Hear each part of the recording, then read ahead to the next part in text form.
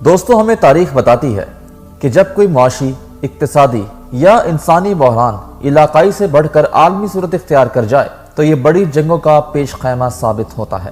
یہ دور بھی کچھ ایسی ہی صورتحال سے دوچار ہے۔ پہلے دنیا ایک خطرناک عالمی وبا کے باعث بری طرح سے متاثر ہوئی۔ کووڈ کی وجہ سے معاشی سرگرمیاں جمود کا شکار ہوئیں۔ عالمی سپلائی چین کی روانی متاثر ہوئی، جس سے مہنگائی اور کساد بازاری نے جنم لیا، اور اسی بحران کے اثرات مسلسل دنیا کو اپنے حصار میں لیے ہوئے ہیں اور مزید بحران پیدا کرنے کا باعث بن رہے ہیں۔ کیا ہماری دنیا عالمی جنگ جیسے کسی غیر معمولی بحران کی طرف بڑھ رہی ہے یا کسی تیسری عالمی جنگ شروع ہونے کی طرف اشارہ ہے؟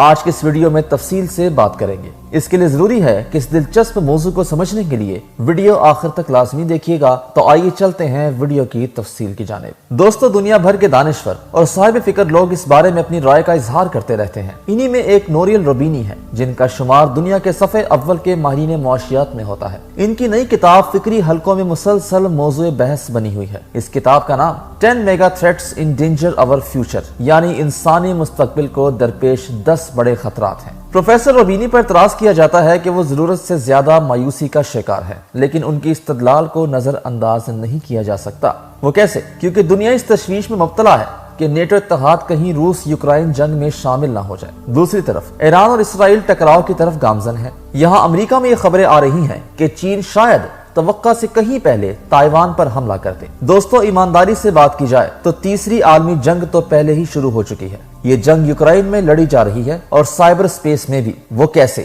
دوستو، دنیا کے لیے سب سے بڑا چیلنج روس یوکرائن جنگ ہے۔ ایران اسرائیل تنازع اور چین سے پہلے روس یوکرائن جنگ پر توجہ دینا ہوگی، کیونکہ برطانیہ میں صورتحال مزید خراب ہوگی۔ کووڈ بظاہر ختم ہو گئی، لیکن اس کی تبدیل شدہ صورتیں مسلسل سر اٹھا رہی ہیں۔ منفی موسمی تغیر خاموشی سے آگے بڑھتے ہوئے تباہی مچا رہا ہے، جس کی رفتار اب بڑھتی جا رہی ہے۔ ان گرمیوں میں دنیا میں خشک سالی رہی۔ امریکہ میں لاس ویگاس کے قریب جھیلوں میں پانی کی سطح اس حد تک گر گئی کہ 1950 میں مارے جانے والے جرائم پیشہ افراد کے ڈھانچے تک نظر آنے لگے۔ کہا یہ جاتا ہے کہ حال یہ ہوگا کہ امریکی آبادی کا کم و بیش نصف حصہ مڈ ویسٹ یا کینیڈا ہجرت کرنے پر مجبور ہو جائے گا، اور یہ بات سائنسی حقیقت ہے، کوئی اندازہ نہیں۔ پروفیسر روبینی کا تجزیہ ہے کہ تجارت سمیت دنیا 2 حصوں میں بٹ کر رہ جائے گی۔ امریکہ نے نئے قوانین منظور کیے ہیں جن کے تحت چین کو فوجی مقاصد کے لیے استعمال ہونے والے کمپیوٹرز کے سیمی کنڈکٹرز کی برآمد روک دی گئی ہے۔ تجارت، معیشت، ٹیکنالوجی، انٹرنیٹ، غرض ہر چیز 2 حصوں میں بٹ جائے گی۔ دوستو، پروفیسر روبینی کہتے ہیں کہ گو کہ چین اور روس کی ڈالر کو شکست دینے کی کوششیں تاحال کامیاب نہ ہو سکیں، لیکن چین طویل المدت پالیسیوں پر عمل کرنے میں بہت ماہر ہے۔ چین دنیا بھر کو 5G سستی ٹیکنالوجی فراہم کر رہا ہے۔ انہوں نے سعودی حکومت سے یہ کہا ہے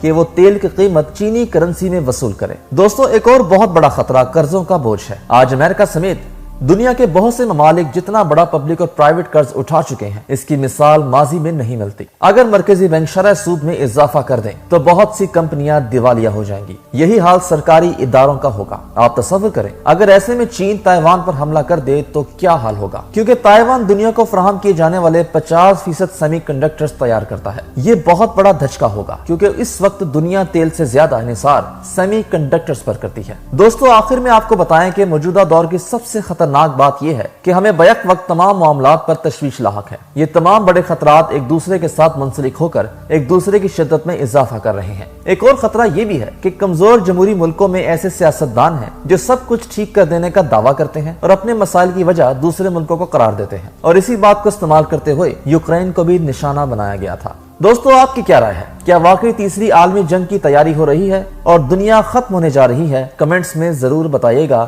امید ہے کہ آپ کو آج کی ویڈیو ضرور پسند آئی ہوگی۔ پسند آنے کی صورت میں اس کو دوستوں کے ساتھ شیئر کرنا مت بھولیے گا۔ اگلی دلچسپ موضوع کے ساتھ دوبارہ حاضر ہوں گے، تب تک کے لیے اپنا خیال رکھیے گا۔ اللہ حافظ۔